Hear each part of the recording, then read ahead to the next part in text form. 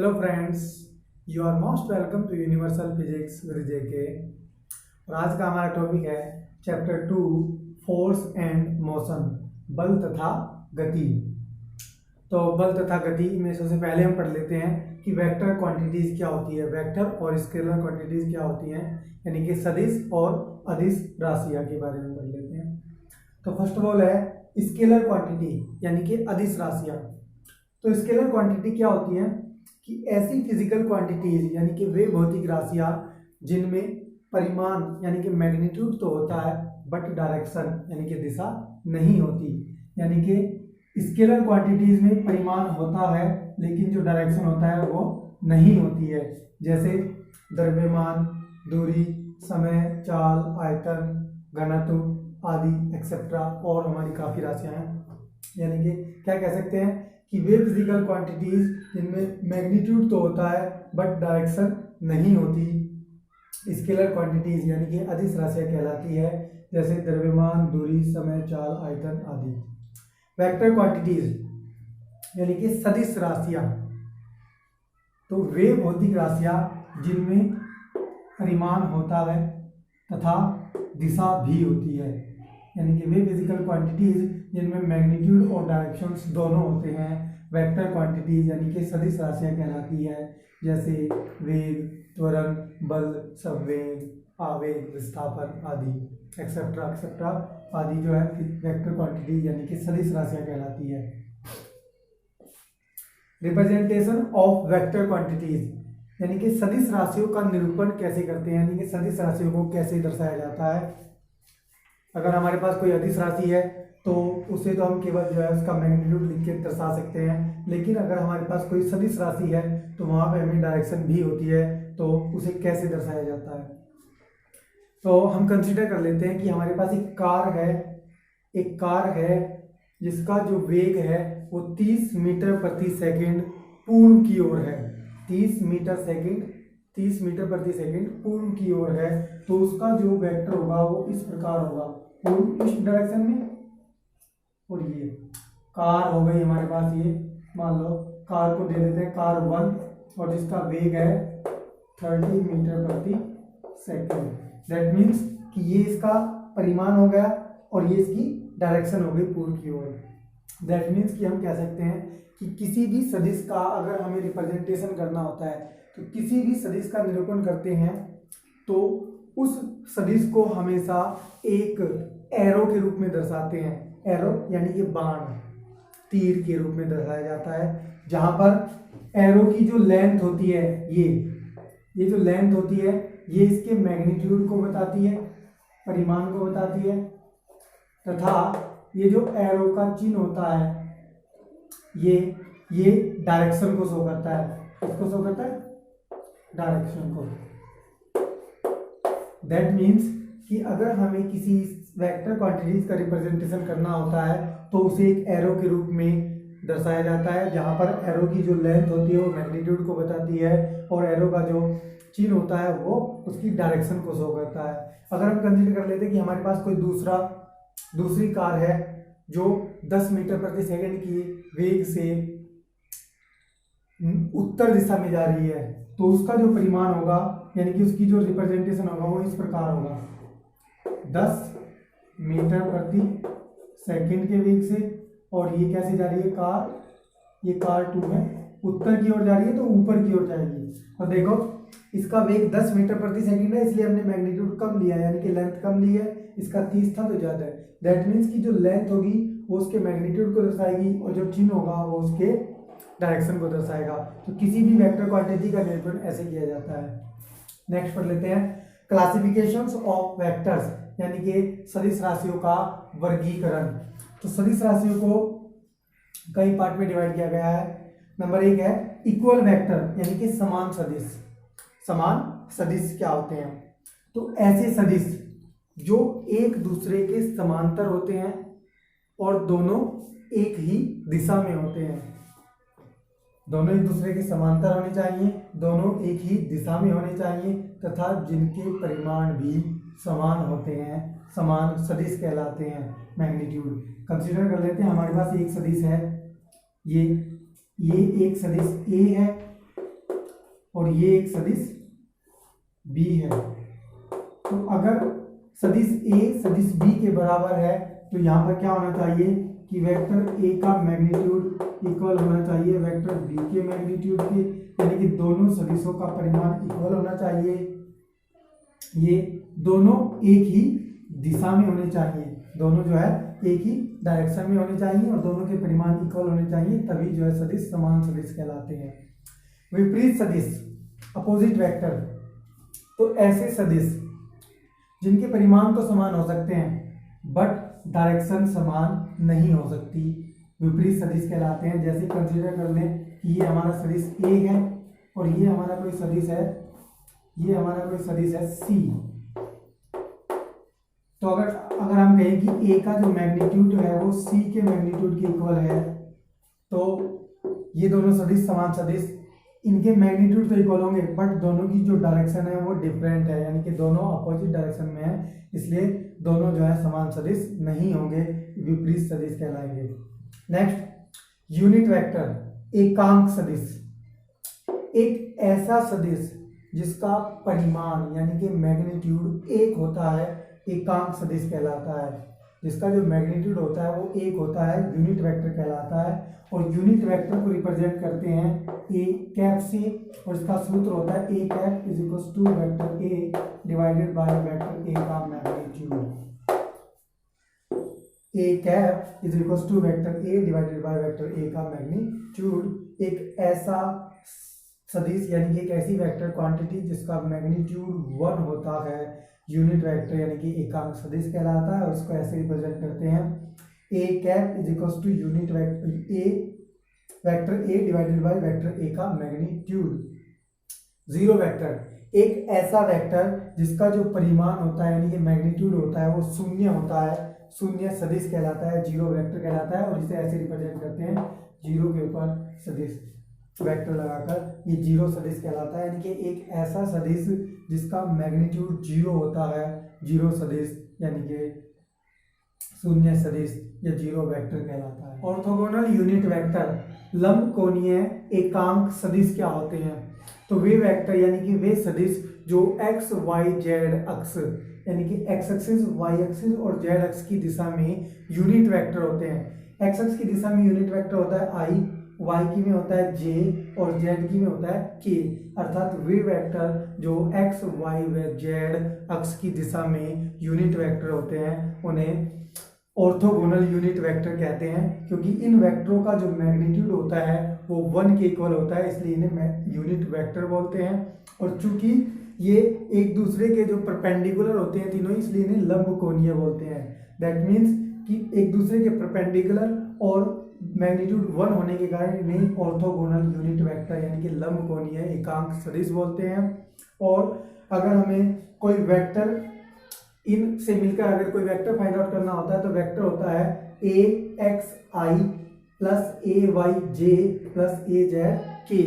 अगर हमें किसी वेक्टर का मैग्नीट्यूड फाइंड आउट करना होता है तो कैसे करते हैं?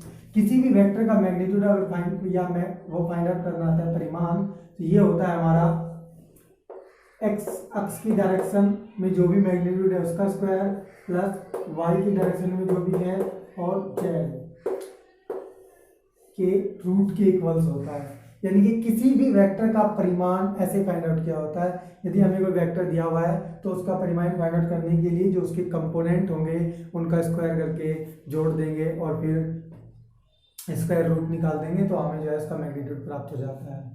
Next geometrical methods of vector additions, अर्थात सदिशों के जोड़ने की जो है ज्यामितीय विधि, यानी कि ज्यामिति में सदिशों को कैसे जोड़ा जाता है। तो सदिशों को जोड़ने की ज्यामितीय विधि में दो नियम है, एक ट्रायंगल लॉ त्रिभुजाकार नियम और दूसरा है पैरेललोग्राम लॉ अर्थात समांतर चतुर्भुज नियम। समांतर चतुर्भुज नियम हमारे पास दो नियम है। पहले हम पढ़ लेते हैं कि ट्रायंगल लॉ क्या कहता है, कि अगर हमारे पास ट्रायंगल लॉ अप्लाई करते हैं तो दो वेक्टर्स कैसे जोड़े जाते हैं। तो हम कंसीडर कर लेते हैं कि हमारे पास दो वेक्टर हैं, एक वेक्टर ए है और एक वेक्टर बी है। ये दोनों वेक्टर मैंने यहाँ पे दर्शाए हुए हैं उनके मैग्नीट्यूड और डायरेक्शन के अकॉर्डिंग। तो हमें इन दोनों वेक्टरों को जो है जोड़ना है बाय यूजिंग ट्रायंगल लॉ, यानी कि त्रिभुजाकार नियम से। तो त्रिभुजाकार नियम में जब भी दो वेक्टर्स को जोड़ा जाता है तो कैसे जोड़ते हैं कि सबसे पहले वेक्टर को उसके मैग्नीट्यूड और डायरेक्शन के अकॉर्डिंग जो है खींच लेते हैं।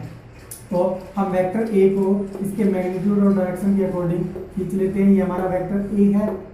फिर दूसरे वेक्टर यानी कि वेक्टर बी को उसके मैग्नीट्यूड और डायरेक्शन के अनुसार पहले वेक्टर की नोक यानी कि जो पहले वेक्टर पे जो एरो का चिन्ह है वहां से खींचते हैं। दैट मीन्स ये ऐसे खींचेगा, वेक्टर बी जो होगा वो ऐसे होगा। सबसे पहले वेक्टर ए को उसके मैग्नीट्यूड और डायरेक्शन के अकॉर्डिंग खींच लेते हैं। फिर दूसरे वेक्टर बी को उसके मैग्नीट्यूड और डायरेक्शन के अकॉर्डिंग पहले वेक्टर की नोक यानी कि उसकी जो एरो का पार्ट होता है उससे खींच लेते हैं। और फिर दूसरे वेक्टर का जो एरो चिन्ह होता है, दूसरे वेक्टर की नोक और पहले वेक्टर का जो इनिशियल पॉइंट होता है उन्हें आपस में मिला देते हैं। तो ये हमें जो प्राप्त होता है नया वेक्टर, ये वेक्टर इन दोनों वेक्टरों के योग के इक्वल्स होता है। ये जो वेक्टर आर मिला है ये वेक्टर ए और वेक्टर बी के योग के इक्वल होता है। अर्थात क्या कह सकते हैं कि त्रिभुजाकार नियम क्या कहता है कि सबसे पहले वेक्टर को उसके परिमाण तथा दिशा के अनुसार खींच लिया जाता है।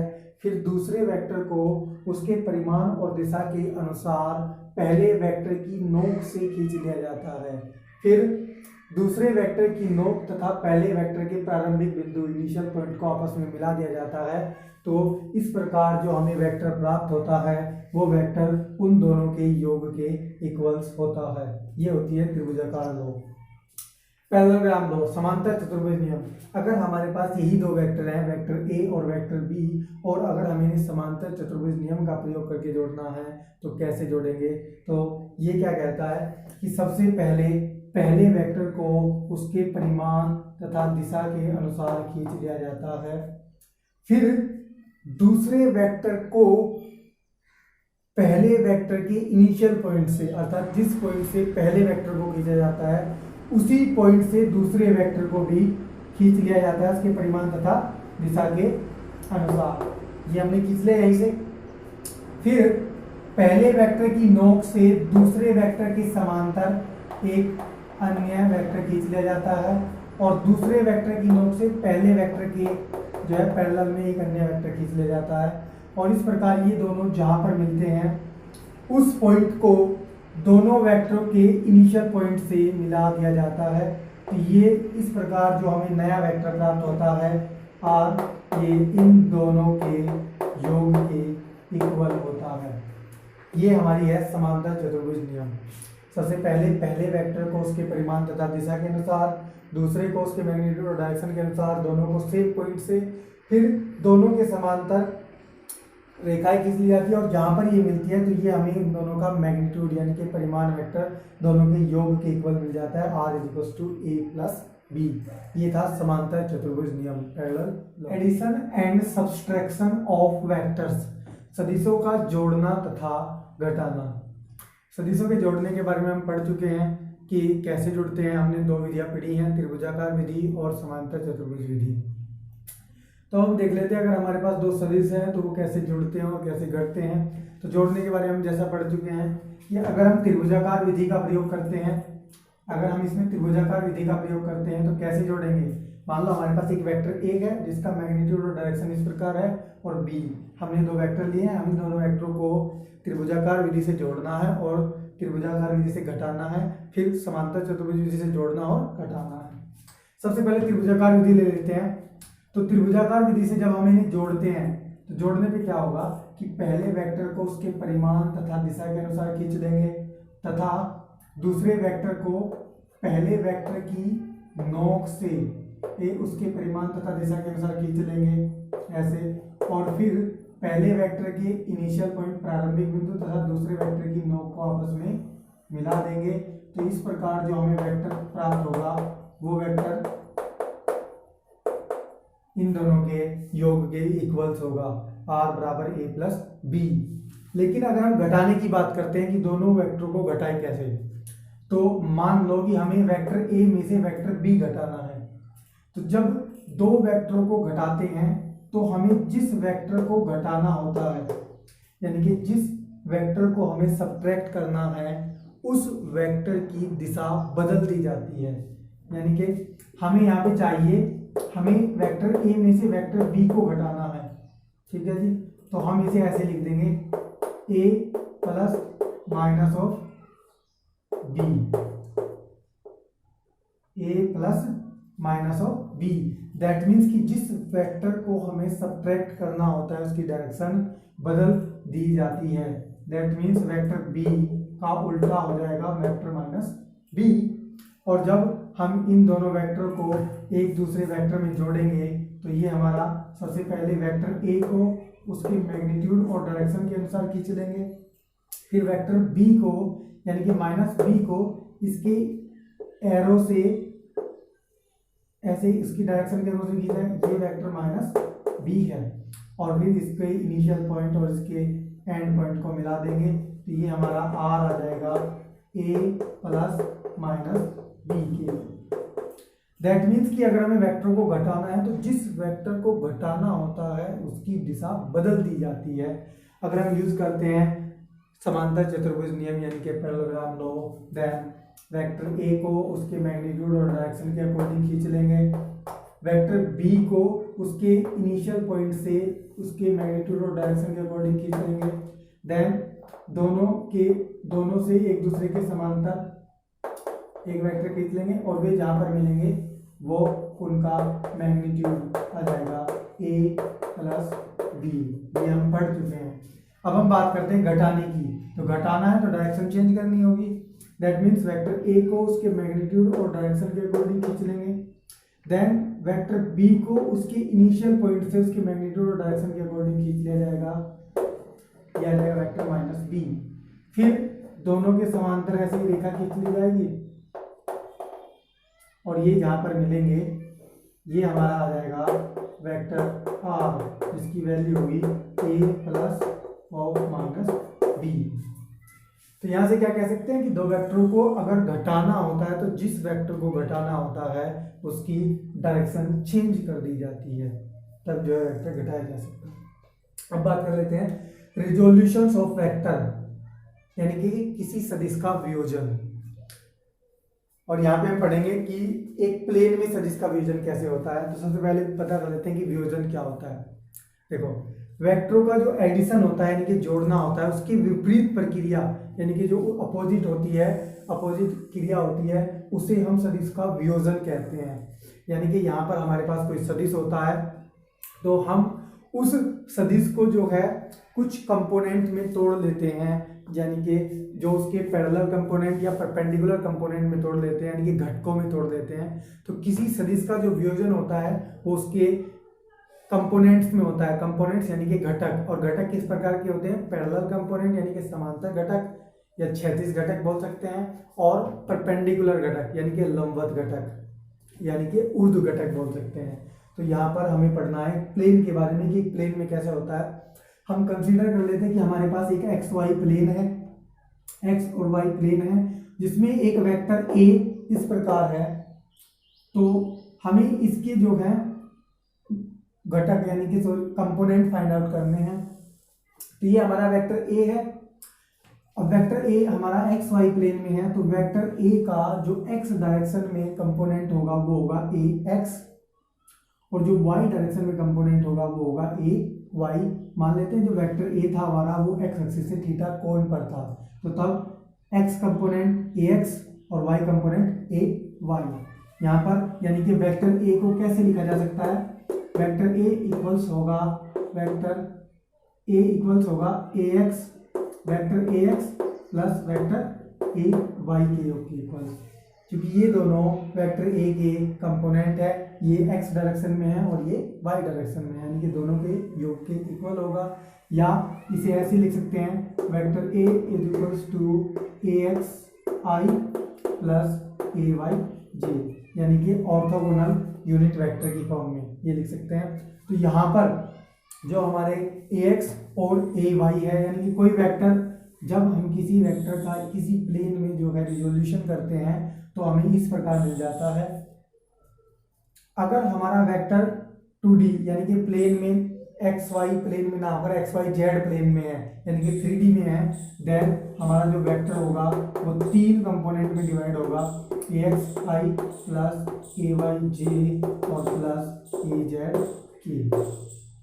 यहाँ से देख लेते हैं, अगर प्लेन में है तो यहाँ से ax होता है हमारा a साइन थीटा के इक्वल्स, किसी भी वेक्टर का जो साइन थीटा नहीं कॉस थीटा, किसी भी वेक्टर का जो पैरेलल कंपोनेंट यानी कि वो क्षैतिज घटक होता है वो होता है cos थीटा, यानी कि ax किसके बराबर होगा, a cos थीटा के इक्वल्स, और ay बराबर हो जाएगा किसके, a sin थीटा के इक्वल्स। यहाँ से वेक्टर हमारा ये आ जाएगा, a बराबर axi प्लस ayj, और इसके जो कंपोनेंट आ जाएंगे ये पैरेलल कंपोनेंट और ये perpendicular component, a cos theta और a sin थीटा। अगर हम ये थीटा की वैल्यू फाइंड आउट करने जाते हैं तो थीटा इज इक्वल टू हो जाएगा tan inverse ay by ax। अगर हमें एंगल फाइंड आउट करना है तो थीटा इज इक्वल टू हो जाएगा tan inverse ay by ax। Multiplications of two vector, दो सदिशों का गुणन। तो दो सदिशों के गुणन की दो विधियां हैं, एक है स्केलर और डॉट प्रोडक्ट यानी कि अदिश और बिंदु गुणनफल, और दूसरी है वेक्टर और क्रॉस प्रोडक्ट यानी कि सदिश गुणनफल। तो स्केलर और डॉट प्रोडक्ट क्या होता है, जब दो सदिशों के मल्टीप्लिकेशन से हमें एक अदिश राशि प्राप्त होती है यानी कि एक स्केलर क्वांटिटी प्राप्त होती है तो उसे बोलते हैं स्केलर प्रोडक्ट यानी कि डॉट प्रोडक्ट, इसे डॉट से रिप्रेजेंट करते हैं। और जब हमें दो वेक्टर के मल्टीप्लिकेशन से एक वेक्टर राशि प्राप्त होती है तो उसे बोलते हैं वेक्टर प्रोडक्ट यानी कि सदिश गुणनफल, और इसे क्रॉस से रिप्रेजेंट करते हैं। पहले पढ़ लेते हैं स्केलर और डॉट प्रोडक्ट के बारे में। तो हमारे पास दो वेक्टर है, वेक्टर ए और वेक्टर बी। अगर मैं वेक्टर ए और वेक्टर बी का डॉट प्रोडक्ट कराता हूं तो इसे ऐसे लिखेंगे ए डॉट बी यानी कि अदिश गुणनफल। ये इक्वल होता है दोनों वेक्टरों के मैग्नीट्यूड यानी कि परिमाणों के तथा उनके बीच में जो एंगल होगा उसके कोसाइन के यानी कि कोज्या के गुणनफल के इक्वल्स होता है, यानी कि ए डॉट बी बराबर होता है ए बी कोस थीटा। अगर दोनों वेक्टर ए और बी एक दूसरे के परपेंडिकुलर है यानी कि लंबवत है तो थीटा 90 डिग्री होगा, that means A B A dot B यानी कि दोनों का जो डॉट प्रोडक्ट होगा वो 0 आ जाएगा। अगर दोनों वेक्टर एक दूसरे के पैरेलल है, ए पैरेलल है बी के, तो थीटा 0 डिग्री होगा, that means A dot B का मान आ जाएगा ए बी, दोनों वेक्टरों के मैग्नीट्यूड के मल्टीप्लिकेशन के इक्वल। अगर वह वेक्टर ए के साथ ही जो है स्केलर या डॉट प्रोडक्ट कराते हैं तो वो हमें इसके मैग्नीट्यूड के स्क्वायर के इक्वल मिल जाएगा, क्योंकि यहाँ पर थीटा इक्वल टू 0 डिग्री हो जाएगा। और अगर हम बात करते हैं ऑर्थोगोनल यूनिट वेक्टर की, तो ऑर्थोगोनल यूनिट वेक्टर का सम के साथ डॉट प्रोडक्ट अगर हम कराते हैं तो 1 होता है, और अगर अदर के साथ कराते हैं तो 0 होता है। नेक्स्ट वेक्टर या क्रॉस प्रोडक्ट। अगर हमारे पास दो वेक्टर हैं ए और बी और मैं उनका क्रॉस प्रोडक्ट यानी कि सदिश गुणनफल कराता हूं, तो सदिश गुणनफल अगर ए और बी किसी प्लेन में है तो जो उसका सदिश गुणनफल होगा वो उस प्लेन के परपेंडिकुलर डायरेक्शन में होगा, अर्थात ए क्रॉस बी होगा A B sine theta N cap. That means दोनों वेक्टरों के मैग्नीट्यूड तथा उनके बीच बनने वाले कोण की ज्या और उनके जो परपेंडिकुलर होगा उसकी डायरेक्शन यानी कि एन कैप, ये जो है सदिश गुणनफल होगा, वेक्टर प्रोडक्ट होगा। यहाँ पे देख लेते हैं, ये अगर ए और बी ए बी यानी कि दोनों वेक्टर एक दूसरे के परपेंडिकुलर है तो थीटा 90 डिग्री होगा, that means A cross B आ जाएगा ए बी एन, और इसका जो मैग्नीट्यूड होगा वो ए बी के इक्वल होगा।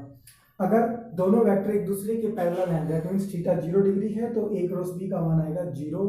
और अगर मैं वेक्टर ए का वेक्टर ए के साथ क्रॉस प्रोडक्ट कराता हूं तो मुझे 0 मिल जाएगा, क्योंकि यहाँ पर भी थीटा 0 डिग्री हो जाएगा। अगर हम बात करते हैं ऑर्थोगोनल यूनिट वेक्टर की। तो ऑर्थोगोनल यूनिट वेक्टर का सम के साथ अगर हम स्केलर वेक्टर प्रोडक्ट कराते हैं तो 0 मिलता है, और अगर अदर के साथ कराते हैं तो i का j के साथ कराने पर k मिलेगा, j का k के साथ कराने पर i मिलेगा, और k का i के साथ कराने पर j मिलेगा। ये कैसे मिलता है? ये एंटी क्लॉकवाइज होता है। मान लो ये हमारा i है, ये हमारा j है, और ये हमारा k है। तो अगर मैं i का j के साथ कराता हूं तो मुझे k मिल जाएगा, j का k के साथ कराता हूं तो i मिलेगा, और k का i के साथ कराते हैं तो j मिल जाएगा, क्रॉस प्रोडक्ट। अगर हम उल्टा बात करें क्लॉकवाइज अगर i का k के साथ कराते हैं तो मुझे j मिलेगा, और वो मिलेगा माइनस का j। अगर मैं k का j के साथ कराता हूं तो मुझे मिलेगा माइनस की i, और अगर j का i के साथ कराता हूं तो मुझे मिलेगा माइनस की k। That means opposite direction में उल्टा हो जाएगा तो माइनस साइन आ जाएगा। तो ये था हमारा दो सदिशों का गुणन, और यहीं पे हमारा जो है वेक्टर क्वांटिटीज खत्म हो जाती है। नेक्स्ट क्लास में हम फोर्स और मोशन फोर्स के बारे में पढ़ेंगे, और मैं आशा करता हूँ कि आपको समझ में आया होगा। अगर आपको कोई चीज़ नहीं समझ में आई है तो आप हमारे टेलीग्राम चैनल पर जाकर हमें वहाँ ज्वाइन कर सकते हैं, और अपनी समस्या को हमारे पास भेज सकते हैं। हम आपकी समस्या का समाधान कर आपके पास उसका सॉल्यूशन जल्द से जल्द प्रोवाइड कराने की कोशिश करेंगे। Okay, bye, see you in the next class, thank you.